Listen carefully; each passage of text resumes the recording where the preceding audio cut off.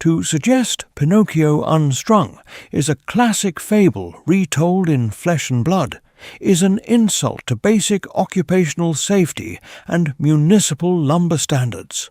You do not end up with a sentient, bloodthirsty wooden puppet because a fairy blessed your craftsmanship.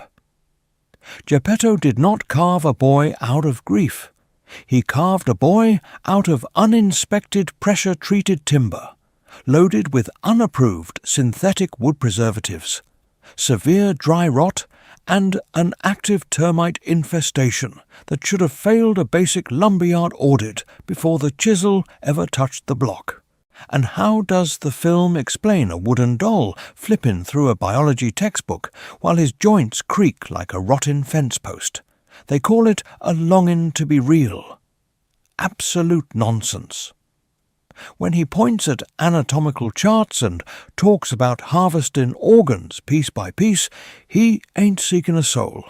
He's looking for aftermarket replacement parts, because Geppetto didn't spring for the good wood, cheap pine instead of kiln-dried oak, and his joint articulation is seizing up from a total lack of WD-40.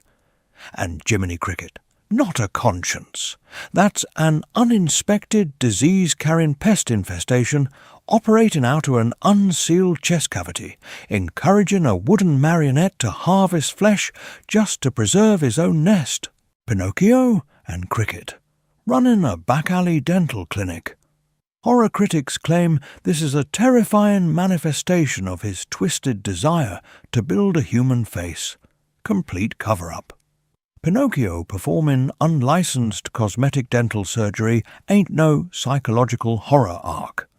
It's an acute, high-risk medical malpractice hazard, executed by a piece of raw firewood with zero board certification, no local operating permit, and a splinter count so aggressively out of OSHA compliance it causes systemic infection before the procedure even finishes.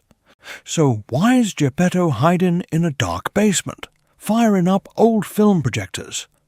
Because admitting the truth means accepting personal liability for a multi-million-dollar wrongful death lawsuit that had bankrupted his entire carpentry operation.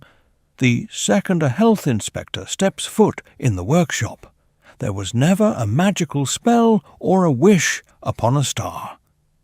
There was only an unsealed piece of scrap wood that nobody bothered to treat for pests.